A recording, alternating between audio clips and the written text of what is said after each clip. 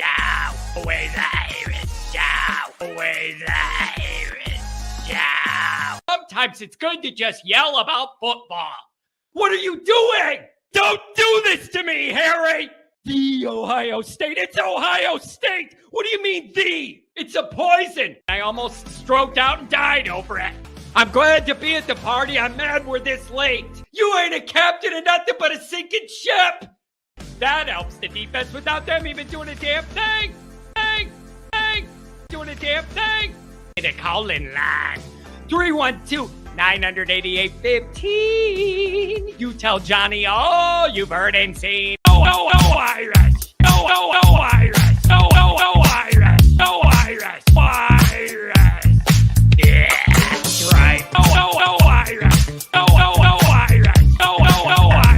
Oh, Irish. Irish. Yeah, that's right. That's right. Welcome in. Welcome back, folks. We are back. Time to crank up the call-in shows again. I leave for a week and a half to go to Florida, and like 80 big things happen. 80. Every time I go to Florida, a bunch of breaking news happens. The Denbrock thing, of course, right when I'm in Florida, I got Michigan on the brink of causing me a mental breakdown. I got that going on. I don't appreciate. You had Notre Dame's bowl game. There's a lot going on.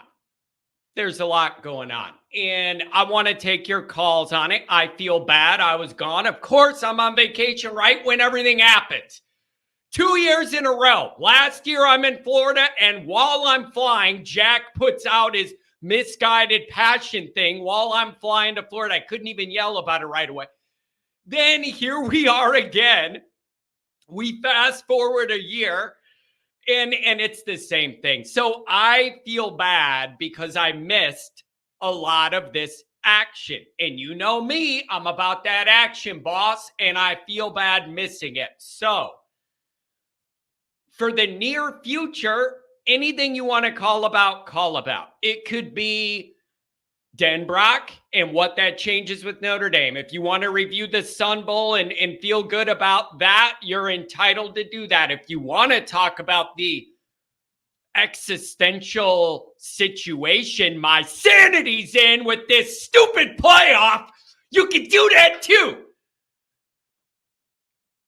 So if you want to talk about that, we could do that wherever you want to bring it. Wherever you want to bring it. Sure enough, idiot number one of the week. Glad I'm back for this. Crying belly. Denbrock so overrated.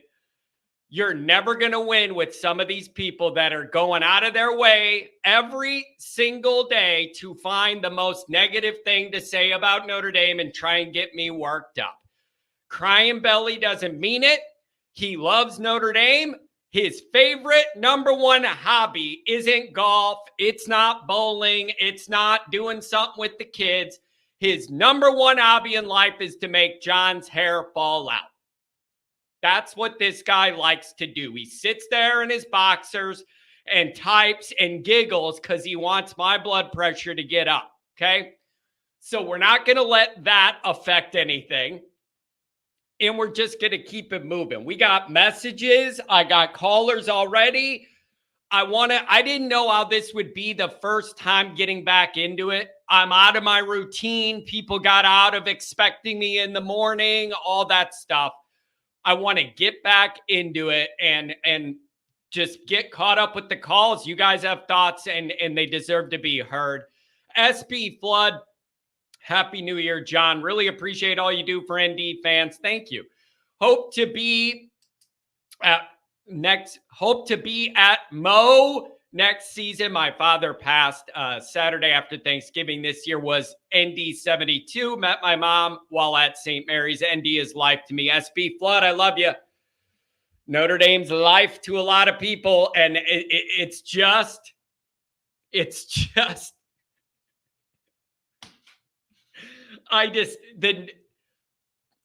you guys, I'm struggling. I didn't even get through the introduction yet.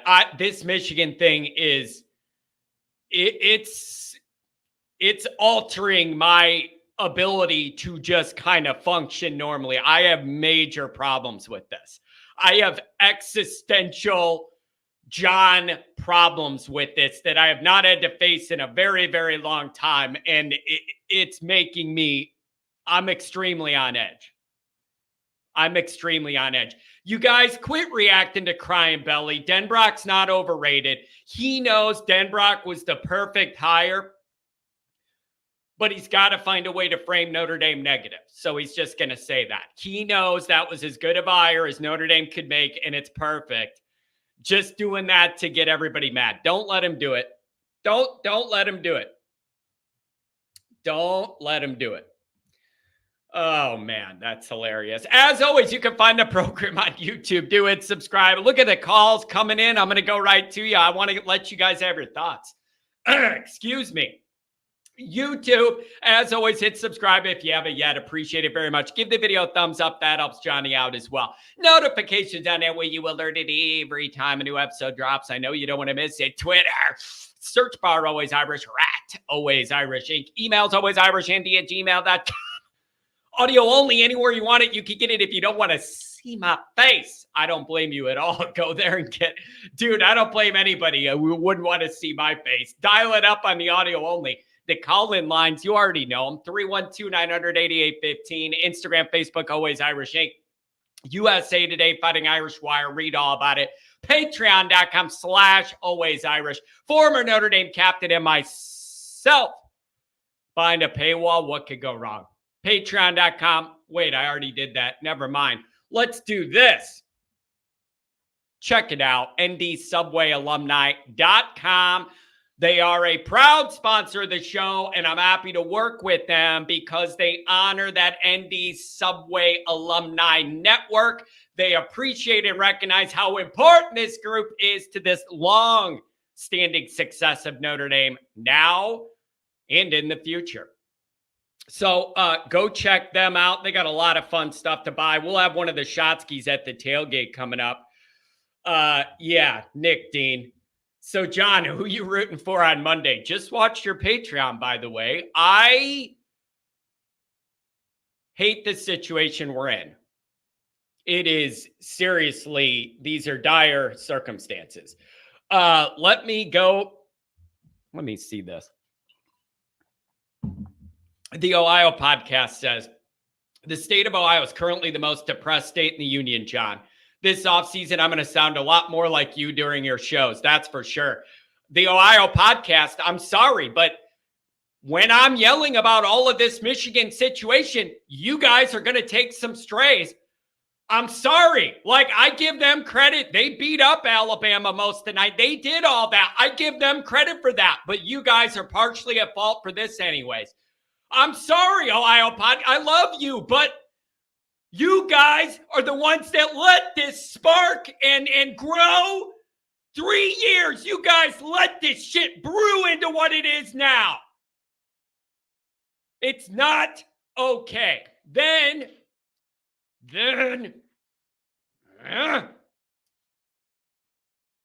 I'm sitting there this morning thinking about, like, callers, I'm coming right to you. I want to give you your time. I'm sitting there this morning scrolling through Twitter, making sure I'm not missing any notes of anything I need to cover that popped up that I missed or whatever. And I scroll through a tweet, and it is a picture of Connor Stallions at the Rose Bowl wearing one of those rose lays or whatever with this shit-eating smile and grin on his face with his arms crossed, looking sideways with this little shit-eating grin on his face. I'm telling you, this is pushing me to the brink. It's pushing me to the brink. Yes, they beat Ohio State. Yes, they beat Alabama. I understand all that. I don't like seeing cheaters be rewarded, and we already know they cheated. You can debate how much of an impact it had or not. More than zero. That's the only answer you need. More than zero. Zero's how much it helps everybody else who isn't cheating. So if the number might even be more than zero, That's all I need to know. Alabama, every time Notre Dame plays them, they play A-plus perfect football. Michigan gets them, 80 game-losing mistakes. Can't even snap the ball, can't block, nothing. Shaky defense at times, nothing. Notre Dame plays them, they play every play perfectly. Michigan faces them, it's 80 mistakes you never see a Saban team make in the biggest moment. It's unbelievable. Everything on the field is going Michigan's way when they're the least deserving group to have success in America.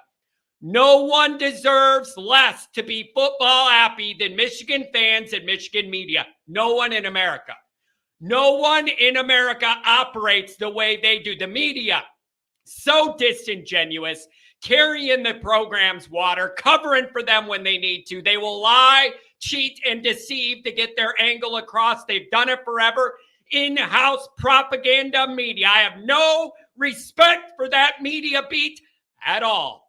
As for the fans and all the cousins that are married and having other cousins as kids and all that stuff, the Walmart Wolverines, go to hell. This is pushing me to the brink. Where is the football justice in the world? Where is the long arm of football karma? Where is that lesson that if you cheat, bad things come to you? I don't like the lesson I'm seeing right now that you can cheat, get away with it, and then win the championship. That it just messes up the world order. You shouldn't get rewarded like that. It messes up the world order. Okay? And again, nobody likes a cheater.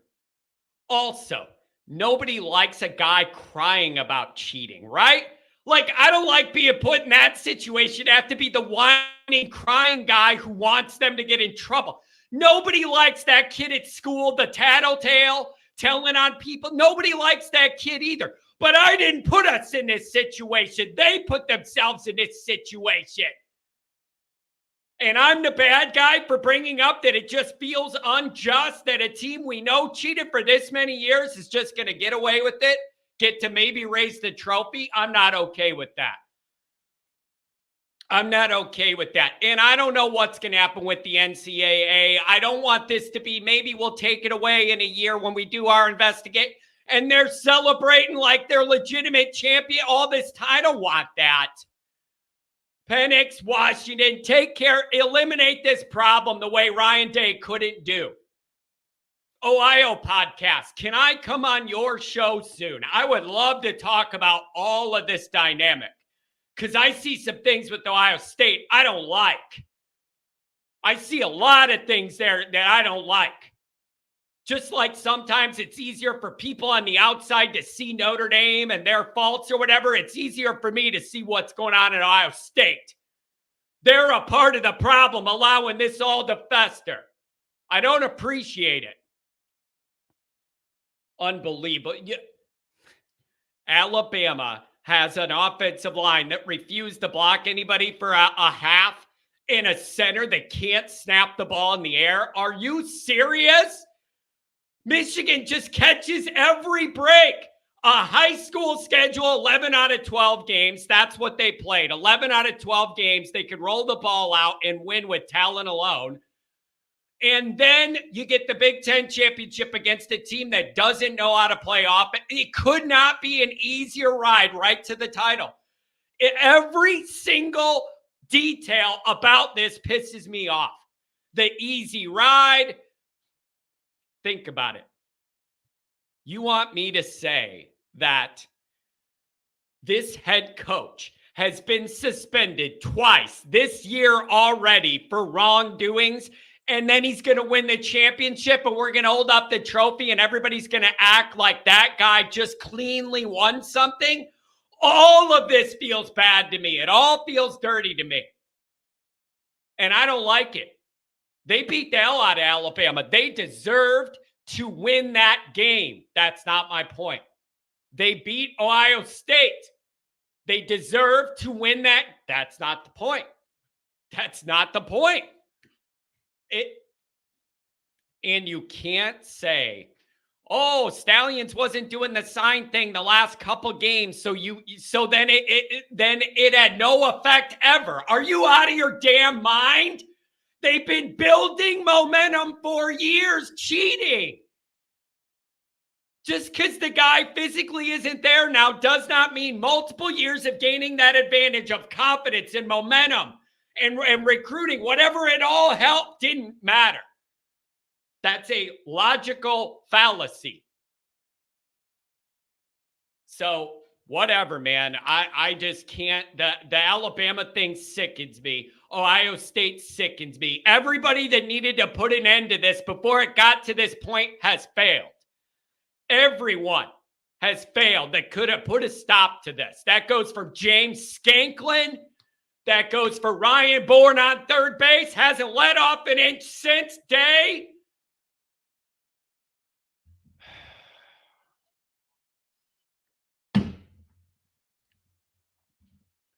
I haven't cheated on my wife for the past month, so we're all good, right? Exactly. Tex, you're right. You're right. Unbelievable. Unbelievable. All right, I got to calm down. We got a bunch of calls. I'm going to do the super chats. Then I'm going to bring it to the calls. You guys deserve your time. I've been gone a long time, and I feel bad doing that to you. Super chats so I don't lose them. And then we'll go to the calls. Let's see what we got. Yeah, we got a handful of calls, so you don't have to go super fast. Cover your top few topics that are top of mind. Let me get through the chats. I'll bring it to the calls, and we'll see what's going on. But Ohio podcast, I need a vet session. Can I come on your? I need to talk to you guys because our minds are overlapping on this a lot. Let me know if you're open to that. Let me hop on and record some with you guys. You could use it on your Ohio State thing, but I need somebody to talk through with some of this shit. Willie B. Artigan, personal problem, can't answer that. Happy New Year. Always Irish, my family. My resolution is to be even more overreactive and unreasonable regarding everything college football. Go Huskies and go Irish. Willie, it sounds like you found the main impetus and driver of this program. Thank you for the $5 hour. I think that's a very reasonable New Year's resolution, and I advise you to pursue that fully. $10 hour from Eric, my lawyer in Michigan. All the Michigan Deutsch bags are out in full force in Lansing. They act like they're the New England Patriots now. They don't understand they won half a championship in the last 75 years. Washington, you better do me right, Washington. I'm just telling you, you're the last bastion of hope before I have an existential breakdown. It would just be all that's wrong with the world happening. All the justice, all of what should be right or wrong, consequences for wrongdoing, cheating, lying, all of it.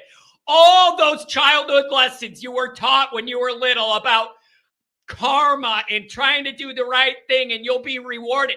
This result would throw all that in the garbage. Good lesson for your kids, man. Happy New Year. Sit your little Timmy and Johnny down and say, listen up, guys. This is the lesson. If you cheat enough, you can get big results. It's worth it. Go for it. I'm not here for this, man. College football is a big part of my life. I'm not here to watch it get desecrated like this. You got a guy who served 2 suspensions in the year for wrongdoing, and you want me to respect that guy holding a trophy up? Kiss my ass on a Monday or a Wednesday, whatever day it is. Well, I'm glad to see this show's off to a rousing start. I'm sorry, I just can't handle this dynamic. Unbelievable. $10 hour from Eric. Unfortunately, Washington's Ohio State 2.0. Michigan probably wins easily. Yeah, the difference is Ryan Day isn't coaching Washington, so maybe somebody will actually draw something up or do something. Something's wrong with Ohio State. I'm telling you, something's wrong with Ohio State. I know when I look at it, it ain't all clicking. It ain't all clicking. There's a lot more talent than the results I see right now. You know what else is a problem with Ohio State? Yeah, I know Notre Dame's not perfect, and we have our problems too. I understand that. But Ohio State is a part of the reason that catapulted Michigan to where they're at the last few years. So I do focus on them. They ain't got no dogs. Where they don't have an edge anymore. That's when I look at what's going on with Ohio State and that Michigan game, they don't have an edge. And I don't know if that's player driven. I don't know if that's Ryan Day. They don't have that edge they used to have.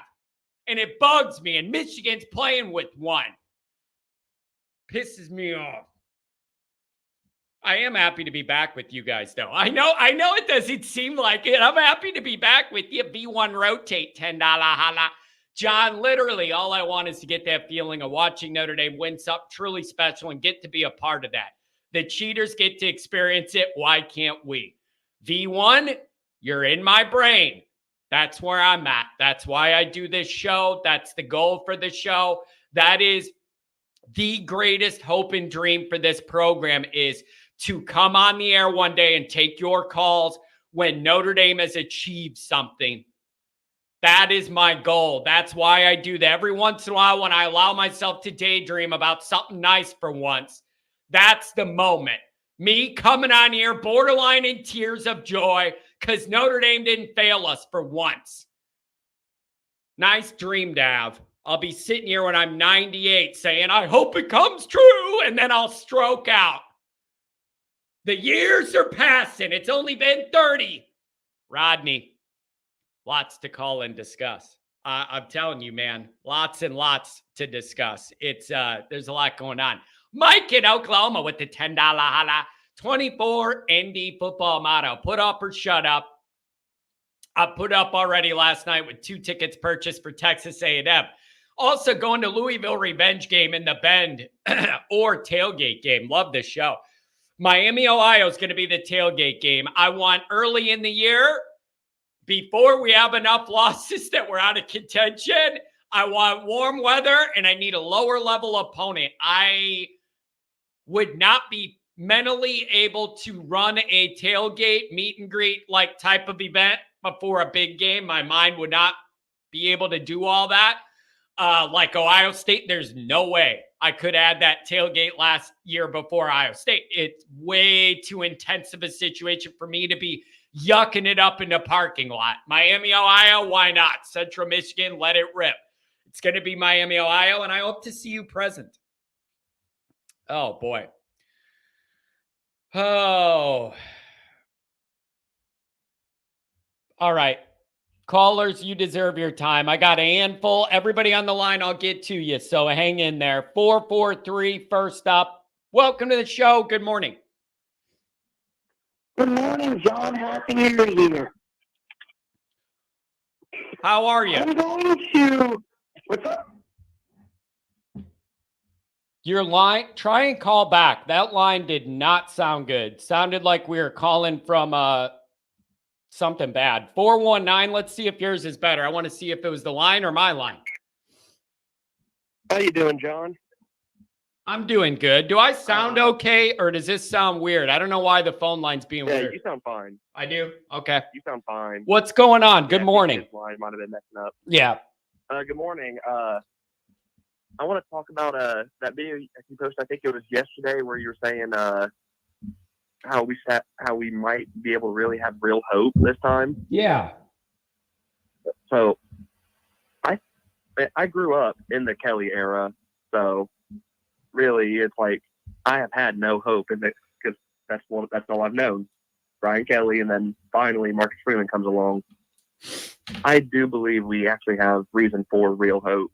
Like that, everything seems to be trending the right way.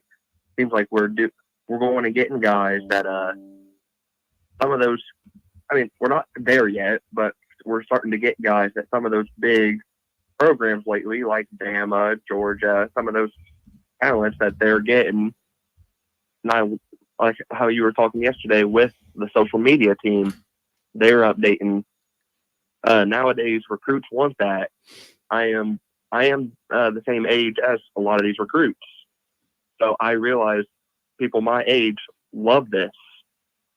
I am really hopeful for next year. I really am. Yeah, I don't listen. I'm the last guy that ever calls for like patience and wait for the future. I am the oldest generation that just missed a cutoff of remembering Notre Dame winning things. And so I am at the top of that age range. If I was younger, I would have remembered, but I'm just outside that range. I'm not that guy that talks about patience and whatever. But when I genuinely see this being built totally differently, that gives me real hope. They are putting this together in a more modern way, totally different than what we've had the last 25, 30 years. I don't know if it's going to work out, but I really appreciate them trying to do it a little differently this time in embracing that and letting their young coach try it. I really like that. And that's my basis for optimism. Yeah, I mean, that's basically, that is it. It's like they are finally building for the now, not like what used to work, what used to really get people want to come to Notre Dame, what used to get them excited. They are modernizing it, and it is very exciting. And here's the other thing, man. Let me ask you if you agree with this. The biggest piece of this, you have your ongoing stuff that has to be good to be good, which is your underlying foundation of recruiting and all that operation with talent, strength and conditioning. That's a big thing to get cranked up with the new guy. All of those behind the scenes things that are ongoing throughout the year are a requirement. But to me, being able to take what I was my number one worry, which was the structure of that offense and the vision and where it's going and how to get where it needs to get it good enough, to be able to flip that worry with what I consider a home run, no risk, all benefit hire in Denbrock.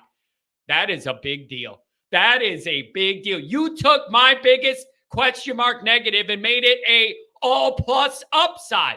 That's a great job, man. That's a big deal, a big damn deal. Oh, yeah, I agree. Like, I've been going at it. Well, I live, like, right in the middle of Ohio State country. So all around me is Ohio State fans. They're trying to tell me that it doesn't matter that we got Denbrock. They're trying to say this program's not on the rise at all. I'm like, look, Denbrock was a great hire.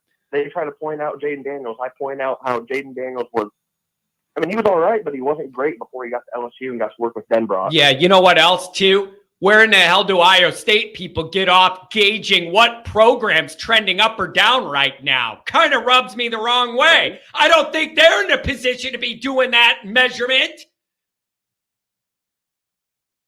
Yeah, their program's been, I mean, sure, they're going 11-1 every year, but that's not trending up.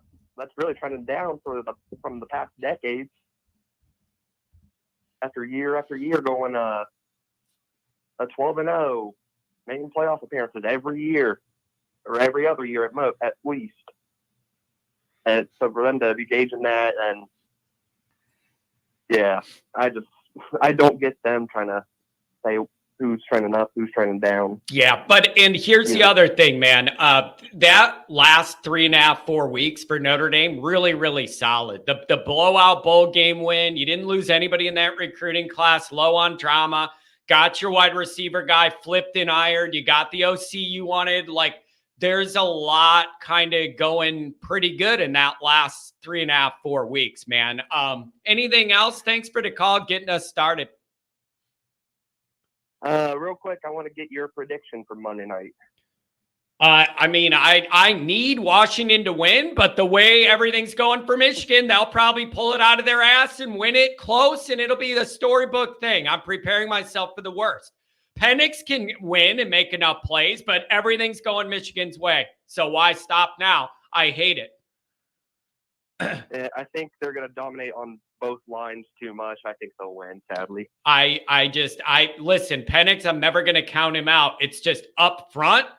I'm worried about that matchup, and I want to be wrong. I do. I need Washington to save the day, save the country, save the integrity, whatever. Yeah, I'm hoping Washington can pull it off, but what can we do? I know what I'm going to do. Lose my mind. Thank you for the call on a Wednesday, my friend. You take care and hang in there in Ohio territory. That's a weird place to be right now. Football depression is real. Have a good one, buddy. Bro, I don't understand. I felt like the volume is not what it was before I went on vacation, but I haven't changed anything. So maybe I need to try and maybe I hit a button or a ghost came down here when I was in Florida and changed my settings or something. Let's try this again. 818, what's going on? Win if you can, lose if you must, but always cheat. Telling you, Remember dude. that slogan? I just can't. Remember that one? I just can't. I'm having trouble processing it, Rodney. I really am. I'm having trouble processing it. I can't live in this world. I can't live in this world where Michigan's the champions and they cheat, but they get away with it. I'm not here for that, man. It's very upsetting. Just the concept in theory is very upsetting. Yeah.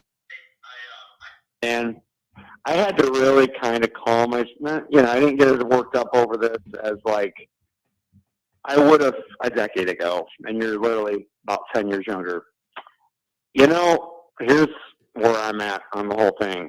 First of all, looking at it, understand the psychology of this, and when you understand this, it actually makes a lot of sense. We say, "Oh, karma, the karma gods." However, I want to defend not Michigan, but the players for Michigan. Right? If you're on that team, just picture this, John. Picture this was Notre Dame now. That's getting all this flack, right? And and your team knows. You had absolutely nothing to do with that. Now everybody's saying you don't deserve what you got. That is going to motivate you so much more over the next year. It makes perfect sense. It might be hard for us to watch, but I sort of saw this coming, man, as far as when with the transfer portal, with NIL, I said culture is going to become a huge thing now.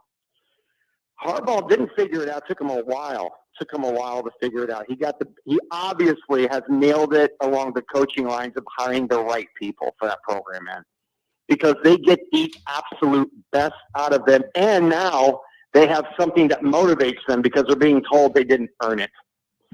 And that's when the gear shifted, and that's when they started playing, then they played Penn State, started this whole thing. I'm just saying, from a psychological standpoint, I get it, actually. And I'm thinking to myself, they've won one half of a national, I'd say one national championship, 97. I was trying to remember if there was one in the early 2000s. I don't know why I forgot that, but I remember them in Ohio State had a couple of 1 versus 2 duels. But so, John, I think that as hard as it is as a Notre Dame fan to accept this, in a way, it's kind of the blueprint. And Harbaugh's been there for a long time, man. It's not like he came in and they immediately started winning. So they have. I'm just talking about the football right now, man. And here's the other thing that doesn't make sense to me. And so you say, well, people are out there. Well, the sign stealing doesn't really make as big of a difference anyway. I'm not even saying that's not true. It probably is. Then why risk everything? You know what I mean? Why put so much time and effort into whoever it is that was responsible for that? What a careless, frivolous operation that had to be. Because then I'm like, isn't it really worth it to have a couple signs that maybe get you? I don't know, man. Yeah. So, and then here's, in a weird Rodney, way, man, I'm looking thing. at this. All right. I'm maturing. I'm only almost 40. I'll get there. Here's the only possible positive slant on this, and I've been struggling to find one. You could argue that if Michigan wins it, it does show you don't have to recruit like Georgia and Alabama to be able to do this. That would be the angle for Notre Dame. Like, it would be like you don't have to have they would do it without having top 5 classes stacked leading into that year. It would show another way to do it other than the way that teams down south recruit and build it up. However, man, I'm grasping at straws. That does not make me feel any better. I don't like those people. I don't respect those people. I want them to fail. the idea that that fan base and shady media will be able to celebrate is, I might never get another wink of sleep. I just hate them. I hate them. You know, dude, and I'll say that when Alabama started winning all those national championships, there was a little bit of that for them on my end as well, knowing that they passed us up in the national championship, number of national championships. And so I was seeing that happen right before my eyes, and I was seeing it every other year. They were getting another one. I'm like, oh, great. When are we ever going to catch up at this point? And then at some point, I'm just like, all right, it's just, this is a different, we're not even on the same playing field, okay. But so all it is, man, I'm thinking about it, and I agree with you. There's a team of destiny. It's probably going to be a great game next week. Going to play great, I'm sure, but it's going to probably come down to the last play of the game. There's going to be probably 3 or 4 plays in the game that if it goes a different way, if Michigan does it, and they played sloppy. They did on special teams, no question, but Alabama matched them. Did they have a guy that can snap the damn ball? Yeah. And remember, we were having those same issues when Reese was there too. I remember that. We were having snap issues. So that's something that they obviously haven't gotten any better at. But all I'm saying, man, in a way, it's like, okay, it's not like Harbaugh came there and he did it right away. I mean, it took him a while to get this figured out. And now he's probably off to the NFL next year. So be it. John, I could see Washington, man. There was a team that, they beat Oregon twice. They beat, obviously this past weekend, Texas. And they've been all these one-score games. This is actually a team, from a psychology standpoint, it's probably built to win this game against Michigan. If anybody's going to do it, I'm saying. I actually do think the top 2 teams are playing right now. Well, Georgia, let's be honest. Georgia probably, when they want to play the way they want to play, they can do that. Okay, but getting past all that, what I'm trying to say is, man, just let it go, man. I know it sucks, but it's probably going to happen. There's a team of destiny. It just feels like fate has them in their corner. Whatever. Rodney, you know me. I'm really good at just letting things go. Right? You know me. You've known me enough years to know I'm really good at letting college football beef go. I'm really good at it, man. What's that movie my daughter watches? John, Let it go. Let it go. Let it go. That stupid movie those kids, my daughter watches with their princess girl. Oh, I go in the living room, let it go. That's me with Michigan. Never. I'm never going to let it go. Anyways, sorry about that. But, dude, paralleling that to Notre Dame, man, we just got what I think is a top flight coordinator who's proven, he's grizzled, he knows what he's doing, he's been in our games. It's good to have a better fit. And then you got Al Golden, who it looks like, from everything I'm hearing, he's going to sign a contract to stay at Notre Dame. That's what I've been hearing behind the scenes and through you. We're in a really good spot, man. I think we got some great coaches now. This is what you got to build towards, man. And I think we found that stability finally. And, we'll see how the strength and conditioning works out. Looks like we got the right guy. But nevertheless, I know Brady Quinn was real high on him and all that. I mean, that's all I need. Tell me, Brady, I'll follow you anywhere, as big on physical fitness that guy is. But nevertheless, man, we're in a good spot. We got a good special teams coach, I think, who's highly underrated. I mean, I didn't get a lot of talk this year. I mean, he missed a few field goals early on, but the rest of the special teams played really good all year long. And then as it went on, even the field goals got better. So that was a really good spot. It wasn't the splash last year of blocking punts every other play, but it was great. It was really good. Let's put it that way. We're in a good spot, John. I'm feeling really good about Notre Dame football for the first. I really mean that. When you and I were talking about this, when Freeman was first hired as a coordinator, we were seeing what he was doing on the recruiting trail, and we were like, I'm feeling about this guy, dude. Why we thought it was just going to magically happen right away. It was weird when you're reading those statistics about 19-8 and most bowl game wins. I mean, I don't know that we really thought about that up until the game where those stats came. I'm like, that is pretty damn good, and especially for a guy who's just starting out. He's just starting out, man. Yeah, and I think we're in a good spot, man. I really do. That's the other thing. It would be one thing to do those if the schedules were obviously light. This was a very heavy 2-year window of scheduling. Yeah, it was. And the way it was scheduled, John, you and I both know that was a disaster of scheduling, man. Putting 8 games in a row, 2 back-to-back, well, we didn't know Louisville and Duke were going to be what they were this year, but nevertheless, right after Ohio State, and I mean, it was just like, that was murder's row, man. It really, really was. And what I'm saying, man, is we are getting better. That game, by the way, the the Sun Bowl game. It felt like a higher tier bowl game than what it was as we were watching it. I don't know, not just because we were playing well, but it just felt like it was sunny out there. The mountains looked really great in the background. I'm like, this was really, and apparently they really improved everything about that area since 2010. Nevertheless, it felt good, man. It didn't feel like a New Year's Six bowl per se, but I mean, there's a lot of those opt-outs and the fans that come to those states. I mean, we had as much. That was as close to that feeling as you could get, and we backed it up with the play of the field, and it was beautiful, man. I have so little criticisms over what I saw that day, and I was really happy with that Jelly. I mean, there's just something about him, man. He has something. He's got that special it factor. You know, whatever tangibles he has, to me, his best tangibles, he seems like he's a natural leader, and people do better around him. I don't know. That's kind of how I feel about it. So the big that's question it, John. That's all I got for you, Dave. But it's a lot. Rodney, the big question is, what happens with all these quarterbacks after spring practice? Do they both stay? Does Minchie and Steve stay, or does one of them leave, feeling like they're not getting a shot, and they want to play?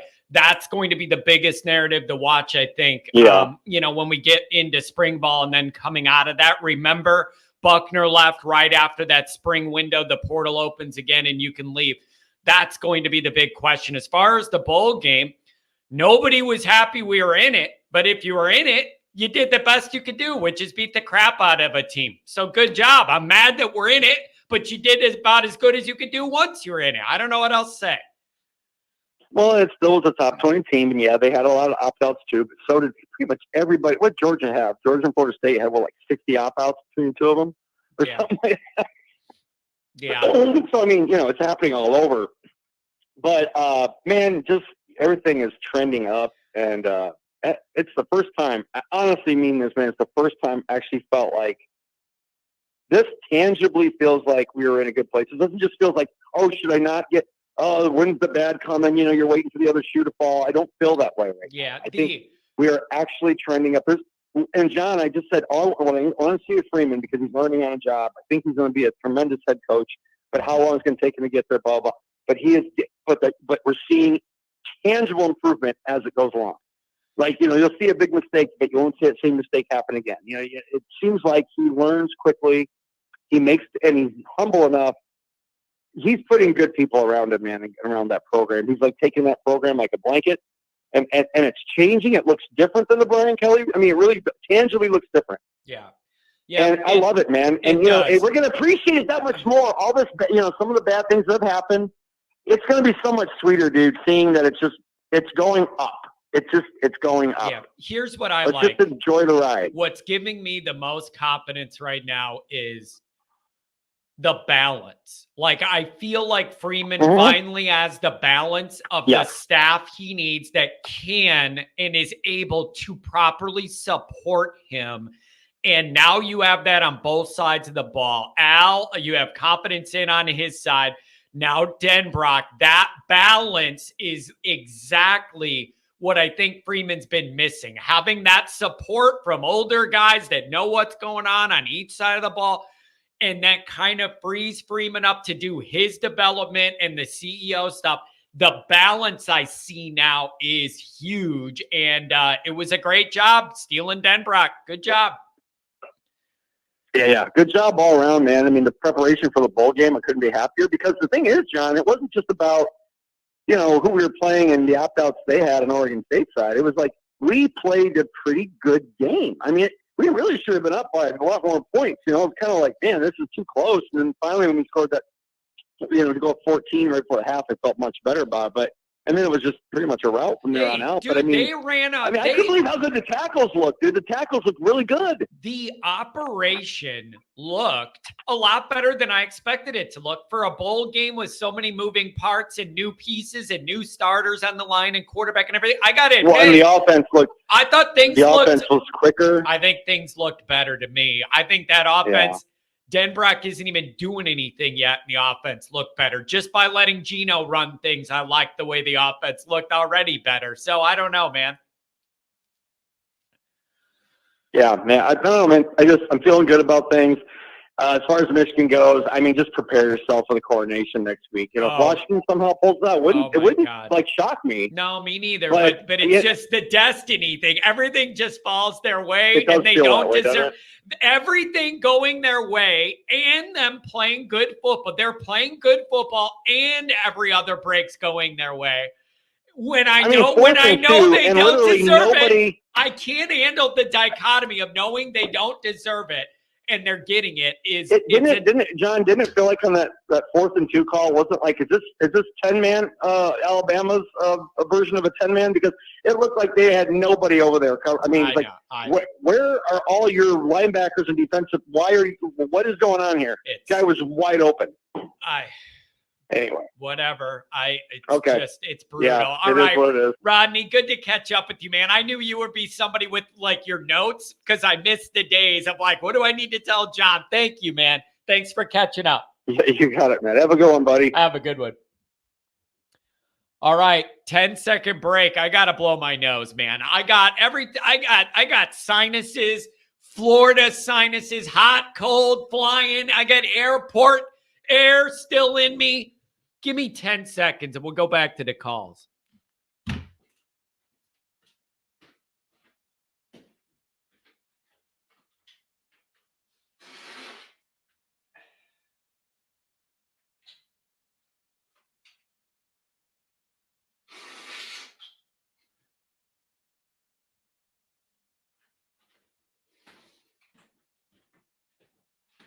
Oh, nothing's easy, man. Nothing's easy at all. If Leonard is the de facto starter, I'd rather have Angeli as the backup than Minchie. But again, though, is that because you know Angeli's better, or is that just because he's a little further ahead and you've seen more of him? I do not know that I have not seen enough of Minchie to know where he's at right now. So that's my question. That's my question is that Minchie and Jelly, I don't feel like I know enough to know in Jelly's clearly better than me. I haven't seen enough of Minchie. So maybe you could say if you haven't seen him enough, that's because he's not doing enough behind the scenes to make you see him more. I don't know that either, but there are still a lot of people who think a lot more of Minchie's ceiling than Angeli. Not maybe the floor, but the ceiling. Those are two different things. I don't know. So, telling you, my whole existential, like the way I live my life is in threat over this title game. I can't accept a group of people that don't deserve to have nice things be rewarded. It is the ultimate insult to the way you live your life. I just can't wrap my mind around. There is no more disingenuous media beat or group of fans than this one. They do not deserve to be happy. They don't deserve it. 574. Good morning. What's going on? Welcome to the show. Hey, John. How you doing this morning? I'm doing very well. I'm happy to be back on the call-in show. I was gone out of state. It's happy to get back in the mix. There's a lot going on with college football. Notre Dame ended the season trending up. Things look bright. A lot of people are worried about the current playoff situation. What do you want to talk about? Well, first thing I want to say is I wouldn't be too worried about that. Worry about Michigan winning because the NCAA is just going to revoke it anyway. Do we know that? That's another problem I have, man. They're looking into it now, right? Like they're doing their investigation. A part of me is worried, man, that Michigan's going to win the title. They're doing this investigation. What if they're like, man, like the months are going by. There isn't as much heat on this thing. Let's dial it down a couple notches, slap them on the wrist, not take their title away.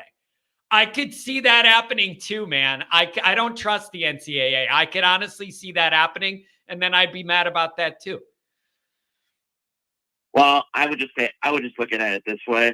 They're going to investigate, and every interview you've seen Harbaugh asked about if he's returning next year, he's being very dodgy when asked these questions. I think he kind of knows where the situation's going, and that's why he's probably going to dip and leave for the NFL. Yeah, but that's why, follow me here. It all had to go to plan, meaning Michigan does not win the championship. Harbaugh then leaves to Pete Carroll style, leaves ahead of the NCAA. So then they don't win this year. He leaves to get out of it. Then they have to fill their head coach role. Then they get nailed by the NCAA. That is the trickle-down effect I wanted, is no joy and things taken away. That you don't win it, the head coach leaves, then you get nailed. I need all those to happen. I can't have them even having temporary ultimate joy. That's too much joy for those people to have, in my opinion. Even if it's temporary, And then even if it's going to be taken away, they can't have any joy. They don't deserve it. And then they'll hire Brian Kelly, and then they'll immediately go back to mediocrity. It's just really upsetting. And it all just lines up, man. The Big Ten's about to get a lot more competitive and well-rounded, with more teams joining that can beat a lot of the Big Ten teams, doing away with the divisions, redoing all that. Like, this is the last easy window for Michigan, and they're nailing it. And it's driving me insane. Well, I mean, it is what it is. And, you know, like I said, maybe Penix can get revenge on that 1 yard failed touchdown that he got back a couple of years ago when he was at Indiana. Maybe this is a revenge game for him. Oh, man, I hope so. I'm worried Michigan up front might push them around too much, but anything could happen. It's just, I really wanted Alabama to just end it right then and there. Tommy Boy deliver. And instead, Alabama played like any middle-of-the-road team in a bowl game. I don't understand. They made 80 mistakes they would never make playing us. Every single detail about this pisses me off. Everyone. I'm bitter. I admit I'm bitter. I admit I'm angry. I'm frustrated. I'm jealous that we're not there. All of it. It's all real. It's all real. I'm just telling you guys where I'm at. I hate those people. I hate their media. They don't deserve to be happy.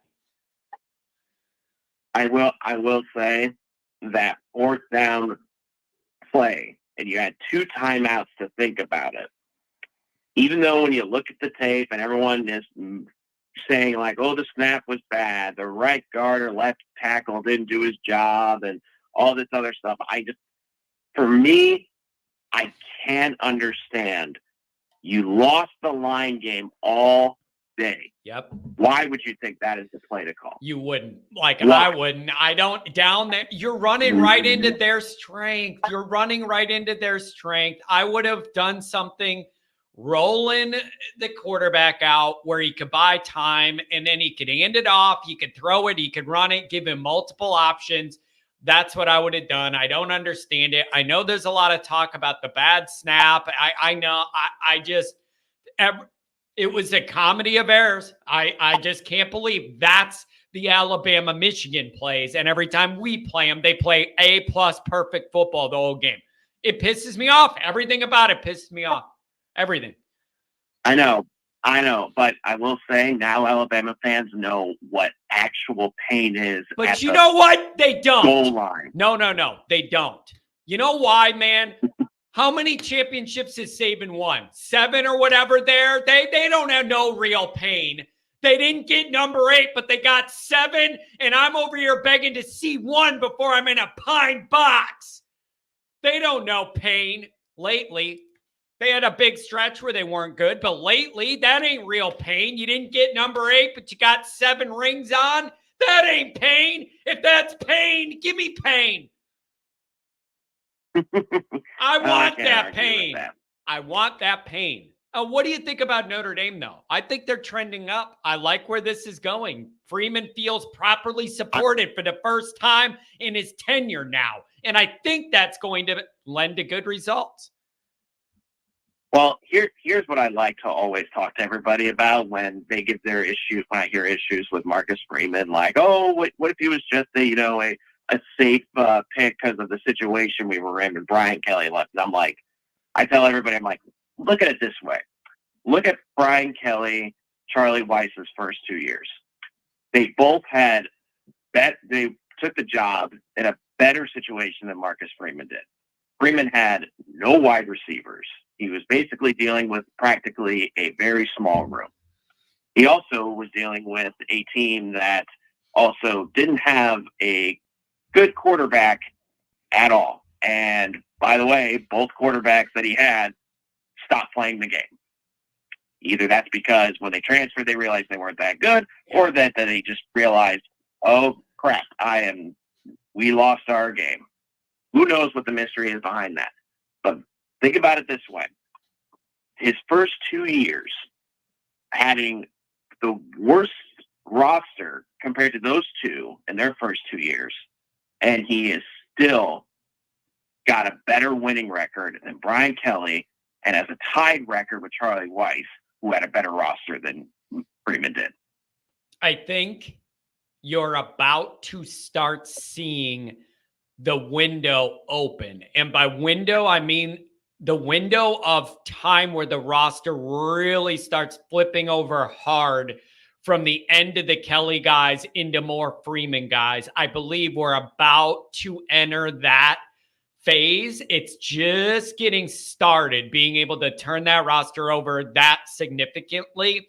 I think next year is going to be exciting because you have a really good blend of, older guys and younger guys and all that. But I don't know, man. Things are changing. I feel like Freeman's getting proper support now on both sides of the ball. I think that's a big deal. Now, I don't know, man. Couldn't you argue Kelly inherited a nightmare? Kelly did a good job there was a lot of stability work that had to be built up when Kelly took the team. It was in a bad spot. But people are... Kelly inherited Kyle Rudolph, Michael Floyd, and a very good wide running back room. And he also still had some decent quarterbacks. Yeah, but I just think there was a lot of infrastructure that was not in place that has to be that Kelly had. I'm going to give Kelly credit on that with some of the infrastructure and the building up he had to do and the roster overall. And I don't know, there were issues. So I don't know about that, but I just think we're about to hit that phase where it turns over and that roster starts to become Freeman's DNA. The quarterbacks have a way different ceiling to them than the Kelly ones. Like, there's a lot to like here. And again, nothing's easy. Notre Dame in the spotlight. Week 1, baby. There you go. That's your next opportunity. We always talk about when's Notre Dame going to turn the corner. SEC opponent, right there you go. Week 1, an SEC road game. You want to get people to respect you? Go on the road in the SEC and win that damn game in 9 months, whenever it is. Here's my whole point, though, is he has done more with less talent than he's been given. Now he's got the talent, and more importantly, he has the staff.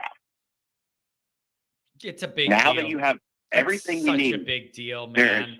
There's no excuses. And look, I'm anticipating we will make the playoffs next year.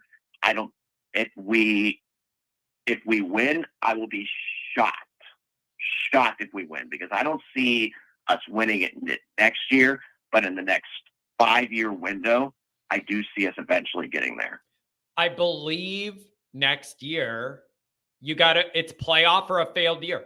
Like you could argue that like this is the first year where like the expectations are legitimate and fair, that you feel like in the 12 team thing. I think that's it, man. Like Freeman, everybody's watching. You got to make the playoff this next year or it's a failure. So that probably means what? 10-2 or better guaranteed. Gotta have it. Which, by the way, I got to ask you this. I saw this post the other day on Twitter, and it really really made me start to think, like, when you saw Jeremiah Love make that touchdown, in the bowl game. Oh, he was juking. He was juking. Like the SEC players. Yeah. Did he look like the SEC players a few years ago when the SEC was dominant? Did he not look like that kind of athlete? Yeah, it's Notre Dame's getting different guys that are built different, guys with different physical gifts. and it's becoming obvious. And you're going to start seeing that on the field. They're getting more of those guys. They're getting more of them on both sides of the ball. They're getting more of them that are going to be able to contribute early in their playing career. It's changing, but the problem is the results have just got to end up on the field that way, or nobody's going to believe it. Like I see these things changing. The rubber's got to meet the road, man. Like, you got to go win a damn playoff game. Like, it's just, we're getting to that point, but I feel like things are coming together. The roots that have taken hold, I feel like I'm seeing them sprout. Like, I'm starting to kind of see the vision for some of this, and I'm excited. Am I a fool? Don't answer that. Oh, no. Like, I might No, be, no. but I know I'm a fool because every year you want to believe and we don't win anything. I just tangibly see different things this time. There's more confidence this year than I think we've had in a fans in a long time. This is the best staff. We've got the pieces. We've got backing from NIL. We've got people wanting to come here through the transfer portal. It's a different feeling. This is a feeling of we're in the best situation we possibly can be in right now. Yeah, and I did an article about that. It did pretty good. It got a little run on USA Today. I never know what's going to hit, meaning like what's going to get run and get shared and hit the algorithm and the, what do you call it, distribution thing on Yahoo and all that. And it was about saying, it was examining Notre Dame fans wanting to buy in, but being burnt all these years. Is it legitimate that there's differences now? And I went through and I listed all of them. NIL's not a problem. The recruiting and the blue chip things going up. Freeman's getting more experience, has a staff he could trust more than any other. They're starting to get some wiggle room with the portal. They're about to announce that they're going to do the football building expansion or whatever everybody wanted. Signing day, they didn't lose anybody. Lose your best guys. You went out and got a wide receiver guy quickly, and then the best OC candidate everybody's happy with, a tenured and proven strength guy, and a blowout bowl win. It's a pretty good start. That's a pretty damn good little run in the last few weeks. Which, by the way, our QB coach, all credit to him for making a phenomenal offensive plan for that game. Yep, Gino did good, man. Gino did really, really good. Which, by the way, I have to point something out real quick because there's one thing, and it's been a monkey on my back for a long time recently. And I've talked to a couple people about it, and now that I told them, they're worried. So you're a Bear. I'm assuming you cheer for the Bears since you're north of Chicago, right? Oh, my God. I'll put it this way. I never miss a game. I follow it all, but it is not emotional to me the way Notre Dame is, or I'd be dead by now. I wouldn't be doing this show. So I never miss a moment, but it doesn't affect my blood pressure the way Saturdays do. That's what I'll say. So here's something that's going to be a little thing to think about. Say if Chicago goes into Green Bay this week and wins, keeps the Packers out of the playoffs. And what is the one thing all the Packer fans have been saying all season? They are done with Joe Brady being their defensive coordinator. Where's LaFleur, do you think, is going to go to get a new DC? I don't know. Hopefully not calling up old Al. That's what I'm telling you. You know what? I think I've already heard Al's about to sign a deal for a few more years and then retire from Notre Dame. Like, I just think that's what's going to go. That's what's going to happen here. And then you transition that into Mickens, and it actually, the lineage there is very comfortable. That's the goal right now. You got to keep Mickens around until Al leaves. That's the goal. And then Mickens assumes that role. That's what I need. But that's what needs to happen right now. That extension needs to happen, because if that extension is not signed, that is a hire that I am worried about. Yeah, and I understand. Because there's no secret. He still has that itch to go back to the NFL. Signing that contract is more important than anything. And the other thing is, it's like, I understand there's been an offer and that contract's out there, but it's not done yet. I am not going to tell anybody to rest easy because that was the position LSU was in a week and a half ago with Denbrock, and it was the same deal. So I'm not going to act like that's all over. But I'm just saying that's the ideal track on defense is Al Golden transitioning to Mickens when he's ready to go. That's what you need. Whatever that timing looks like. A part of me thinks Al Golden, he might be excited to work with Denbrock now and have those guys kind of mirror each other in my mind of what they are and what they offer and their personality and all that. And I could see those guys wanting to work together and support Marcus. So we'll just have to see how it goes. But Mickens is the next guy in that line on DC to me. Right. And that's why I was telling everybody, I was like, that contract extension means more than what you think, because Waze, what his number is now, is a lot more friendly to interview him than with that contract signed. Yeah. Yeah. It's, and that, I don't know. I don't know, man. Part of me just wants Al stay here a few more years and retire. Just do that. I'm hoping. That's all I'm saying is I'm hoping that he signs it quick. Yeah. Because Now, the only thing is, if he doesn't and he leaves, it wouldn't be ideal, but I kind of already know what I want to do. Mickens is the next guy in that line, and people have already been trying to buy him away from Notre Dame already. And Freeman's been able to tell him, stick with me and it'll be worth it for you. So that I do at least feel some comfort knowing you have that plan.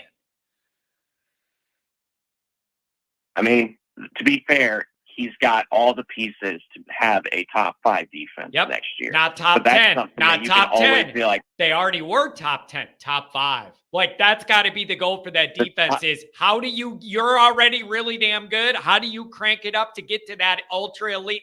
That's the only bar left. They're already top 10 and reliable every year.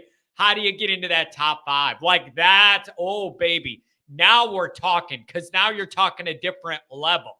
The offense, they got to prove they could just get to a baseline of real life. That defense, it's cherry on top. Like, how do you crank that baby from top 10 to top 5? I'm with you. That's the goal. I think we have probably the most experienced players right now since Xavier Watts confirmed he's staying. And then you have Jordan Patello, Howard Cross, the guy from Duke, and Jack Kaiser all coming back. And then you blend all those young athletes in with them. It's a beautiful blend. Don't you like it with that experience and the veterans and then mixing in those athletes, younger guys? Oh, I love it, baby. Give it to me. And then Jalen Sneed is finally starting to take the starting position because he's getting a lot better now. With Whoa. You know what else? KVA ain't even around yet. Just wait till that dude shot out of a cannon. I love the blend. So there's just too many good pieces on this team where you can't say this should not be a top 5 defense. There's too many things too many pieces in your corner. And that's why I think if you're going to convince him to stay and sign the contract, just give him that comfortability. Like, this is going to be the most safest place for you to make the easiest money. Where in the NFL, you could be gone in 3 or 2 years. Yeah, and I don't know. I want him to be past that and just comfortable here. Ride this out. So I don't know. We'll see how it goes, but everything I've heard is that he's expected to sign.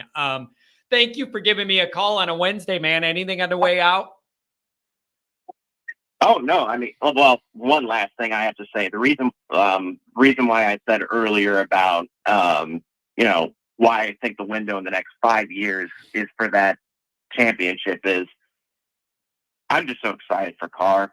I'm sorry. The only freshman that signed early and went on that trip to watch the guys play in the bowl, I've not seen any leadership at all coming to Notre Dame like that in my entire years of being a fan.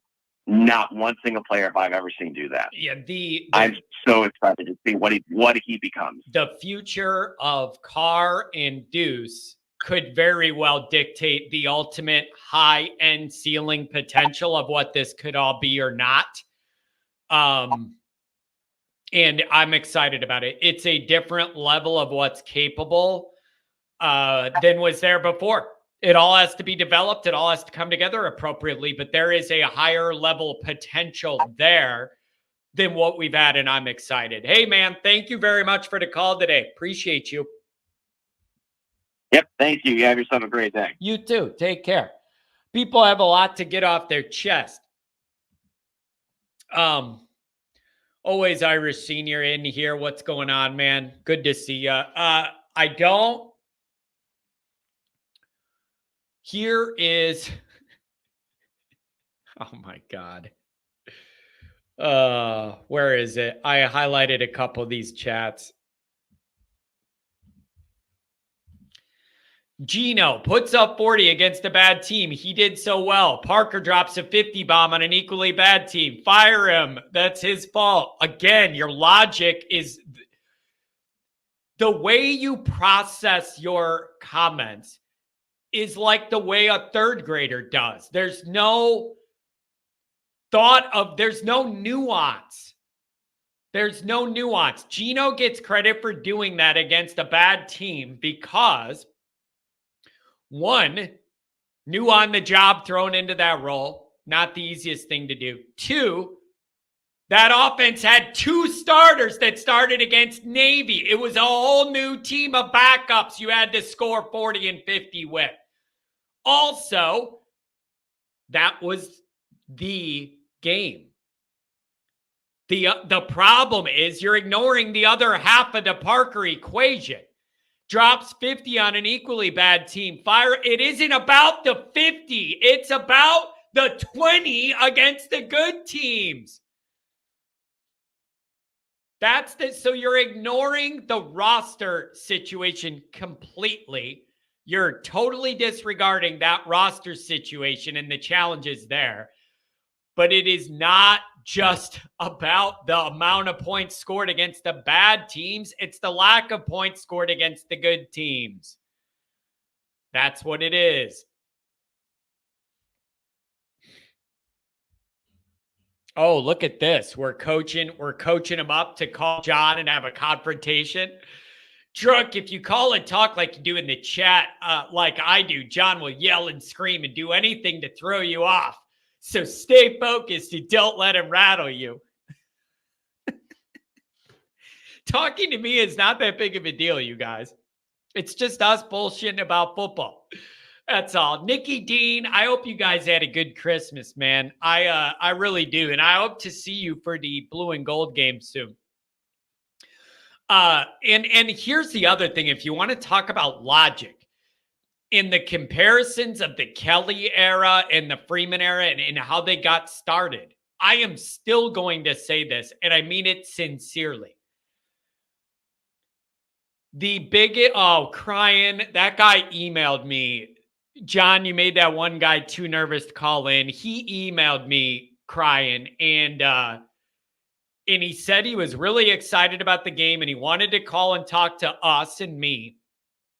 But he emailed me afterwards and said, it isn't your fault or the chatters. He has like a anxiety thing, like a social anxiety thing. And he literally just like froze up on the phone and had like a mini panic situation on the phone. If you guys were here, you remember I felt really awkward. I didn't know how to handle it. And then he emailed me like, I'm sorry I ruined your show by getting stage fright.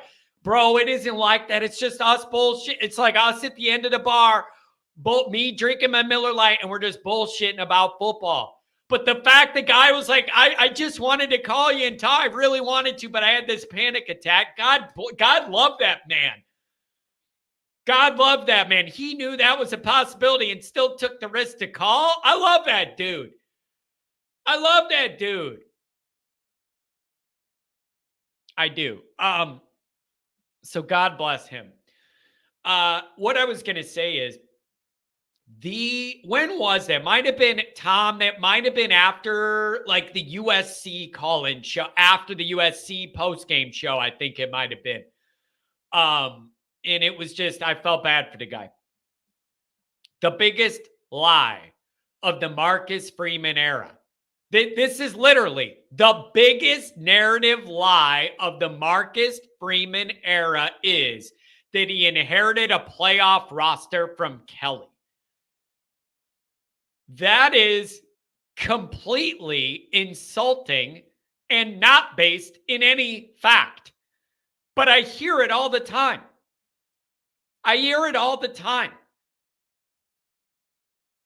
I don't understand. I don't understand how anyone could say that. If you inherited a playoff team, doesn't that mean you make the playoff the year before?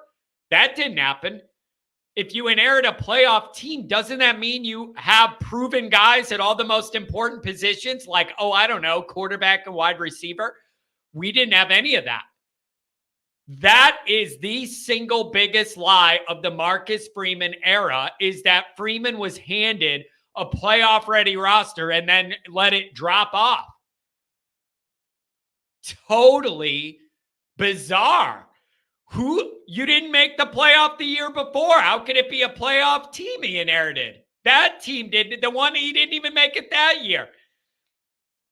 What playoff-ready team is it where you go, we got to start a new quarterback and then pray that he's healthy and good, but we have no idea. And by the way, we have like one wide receiver. But yeah, it's a playoff-ready team. You're out of your mind. You're out of your mind. But I see it all the time.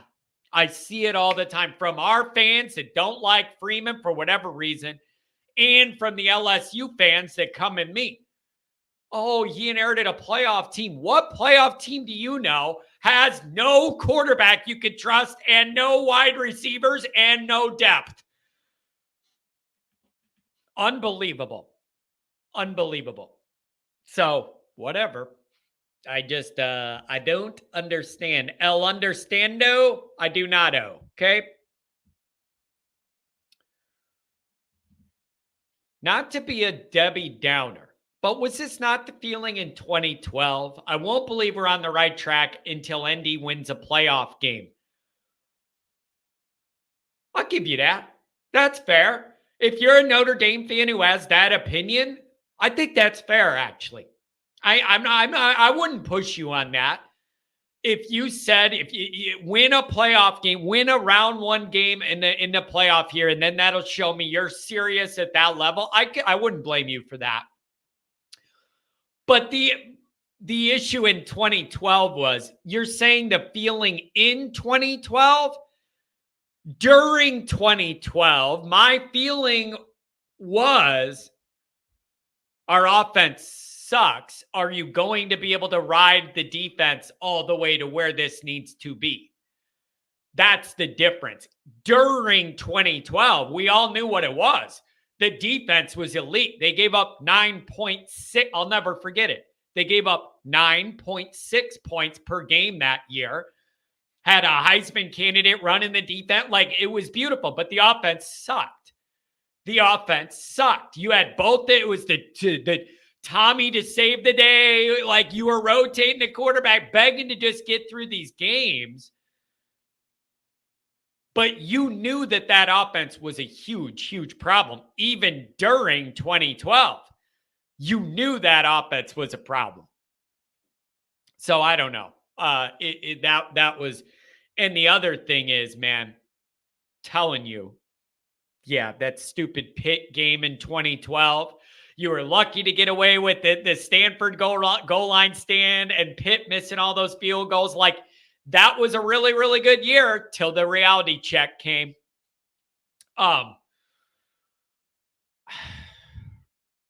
You got to beat Texas A&M.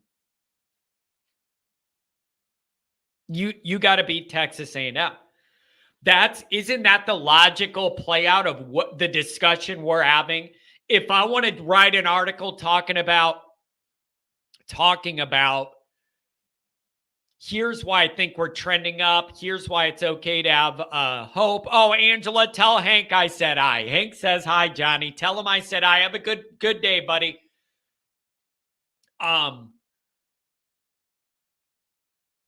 you're not going to be able to sell anybody that you're gaining or maintaining momentum if you lose week 1. You're just not. So Notre Dame, like, it doesn't matter. All the good feelings with Denbrock, Riley Leonard, all the defense, all of that shit that we're going to spend the offseason saying is trending in the right direction. If you lose to Texas A&M, it all goes out the window right away. It just does. There's no way for you to maintain that good vibe if you lose right out of the gate. There's just no way. There's just no way. Angela, tell him I want a video sent to me of him dancing to Snoop Dogg or something. I know that's one of his favorite things to do. I want to see some of that. Maybe a sea walk by Hank in the living room. Tell him I want him to work on that. You got to win that game. Here we are in another moment where you're like Notre Dame in these moments where it could really change the narrative, change the needle one way or the other. And it always goes against us. Texas A&M is that next opportunity, and I'm already focused on it 9 months in advance. 9 months in advance, and I'm already thinking about that being the opportunity. An SEC road game, you know they have talent. I know it isn't all put together and all that. I know that. But it is a road game in the SEC.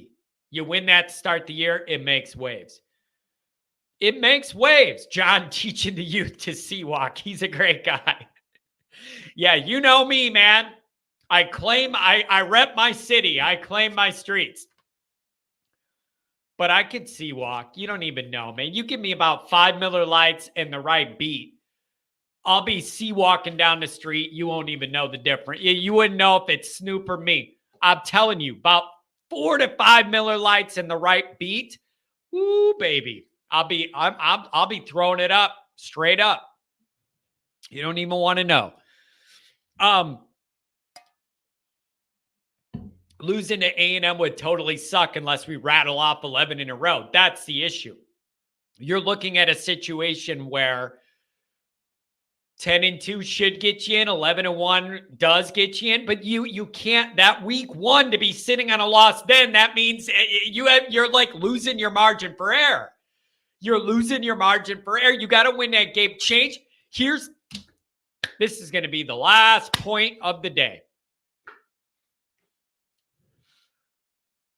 How many moments has Notre Dame been in or has approached where you say, this is a real moment, an opportunity for Notre Dame to move the needle, garner more national respect than they've had, like literally move the needle, change some minds, and require you are talked about with respect, football respect.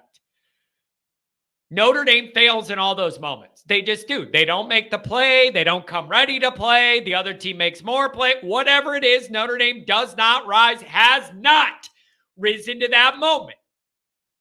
Ohio State this year, Ohio State last year, whatever, has not risen to the moment. All those Georgia games, where they were close, but you couldn't win it. We just don't win those moments. Which Notre Dame team is going to say, we have had enough of this? Look at this. Always Irish Senior drops in here with the Snoop rules. I love that, Dad. That just came out of nowhere.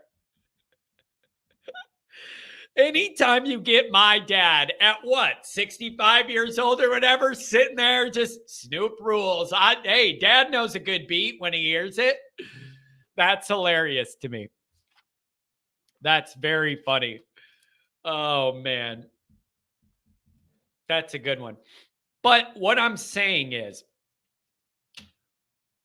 at one of these moments, Notre Dame's got to say, the player leadership has to say, you know what? We're done with this shit. We're going to be the team that makes the 1 or 2 more plays to win the game instead of lose the game by a field goal at the end, whatever. We have fallen short in those moments for as long as I can remember. What Notre Dame group is going to be the one to change that narrative? Change that narrative. What player is it that's going to go, I'm sick of this bullshit. This is Notre Dame, and it isn't okay that we don't rise to the moment and play our best with it all on the line. I'm making those plays. And then you beat Ohio State at the end instead of lose. Something's got to change here. Something's got to change here to get Notre Dame over that hump. And I'm telling you this, I got a feeling about this. If Notre Dame could break through that, I think the sky's the limit after that. But this team and program has not proven to itself that it can hang at that level. You got to get over that up. And then once you break through into the door, the world is yours, Scarface style. The world is yours, Chico, and everything in it. But you got to break through it. You got to break through it. And I feel like once Notre Dame does, the sky is the limit. All of that ancillary historical pressure breaks away from you, and it frees you up to just go fly around with your guys and make plays. But it's just, you got to break into that. Like somewhere it has to be. That's, you guys, that's why the Ohio State game had my stomach turning a month later even. Because it was that moment, and you had it in the grasp of your hand to be able to change all of those narratives I'm talking about right now. You had it all right there, and you didn't do it. And you didn't do it. At some point, some Notre Dame team's going to change that. And there's going to be enough of those players with the right mindset and physical gifts that they could put us over the edge and make those 2 to 3 plays or whatever it's going to take. Somebody's got to do it. Some Notre Dame team's got to do it. One of the quarterbacks has got to be such a dog that he can literally take the team on his back and go win the biggest game. Not Central Michigan, not Navy, not Miami, Ohio. I don't give a shit. Against the best teams we play, somebody's got to be a dude and say, I've had enough of this. Notre Dame needs to get back to winning. Notre Dame needs to get back to winning. Johnny, you should be in the hype videos with Marcus. I've told anybody who will listen, my biggest dream job in my life is to be Marcus Freeman, Notre Dame hype man. I don't want to coach nothing. I'm not qualified to coach shit other than how to yell on YouTube. My dream job is Notre Dame hype man. And my job is simply to gauge where the team is at and appropriately get them dialed in to where they need to be. As a group, individually, different guys get motivated different ways. You got to push some of them. You got to pull back from some of them. Some of them you need to grind down and build back up. Other guys you just need to pump up. Other guys you need them pissed off. I'm a good meter of that. That's my dream job. My job is to simply make sure these guys are appropriately juiced at all the right times. I've got a knack for it. Telling you, you won't have no sleepy sideline in South Bend with me down there running around. That's my dream job. Somebody let Marcus know. Let him know. Let him know. Hell yeah, I'll wear the chain down there. Why can't I? What do you? They probably won't even let me in Notre Dame Stadium with that chain. They're going to say this isn't allowed here down in front. So I walking around with the jukebox. Give me that gold. I need that gold jukebox they got. I want the gold jukebox. All right, let me go over these chats again. I want to make sure I don't miss anybody. Willie B. Art again with the $5 holler. I really appreciate it. You and your family, and to be more overreactive this year. That's a good goal. You're going backwards. I like it.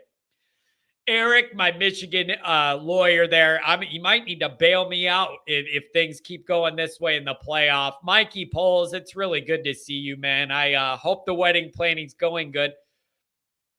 Andrew Gilmore's in Europe. I just think it's funny. Aren't they, 6 hours ahead, depending on where you're at in Europe? It's an afternoon show for Andrew. I like that. Also, the loyalty. Andrew goes to a foreign country and he's dialing up Always Irish. It's beautiful, Andrew. I hope you have safe travels, sir. That's a long flight. One that I wouldn't look forward to. The V1 Rotate with the $10 ala. Rodney, $2 ala. Mike, $10 ala. I appreciate it. The Ohio podcast. I don't know if you're still here or not. But I would like to come on a show with you and just kind of talk about some stuff in a different, out of my little space. Let me know if you're up for it, guy, because I want to do that. Appropriately juiced. I'm serious, Brandon. That's literally what I mean. Appropriately juiced. You got to be dialed up and cranked up. Yeah, Adam, you asked what you missed by jumping in late. Don't crank me up again on that, Adam. I already yelled about that in the beginning of the show. Okay? Don't make me do it again. Please don't make me do it again. All right, here's the deal. That's going to be it for the show. Hour and a half, good way to get back into it. Got some other things to do. Recording with Mike for Patreon later. We're going to get back on the regular schedule, you guys. I will have a short tonight, a video tomorrow morning, and then we'll go live Friday morning again, and then we may even whip back up the Saturday night shows. Maybe we'll do that again, crack a couple beers, see what's going on. Oh, look at that $5 holler at the end, Michael. Thank you very much. I agree, Johnny. Go Huskies. F the blue. This is going to be an existential challenge for me if they win it all. Okay. So thank you, everybody. Glad to be back with you. I missed you all. I'm sorry I wasn't here for some big news in Notre Dame land. But I'm here now. So we will video tomorrow, live again Friday, maybe even a Saturday night. Thank you all for being here. Thank you for donating. Thank you for calling. Had a couple little weird sound issues with the phones. Then it sounded like they got better. Is the sound machine rusty from me being in Florida for a couple weeks or what the hell? So I'll try and work on it too. Thank you all. We'll see you.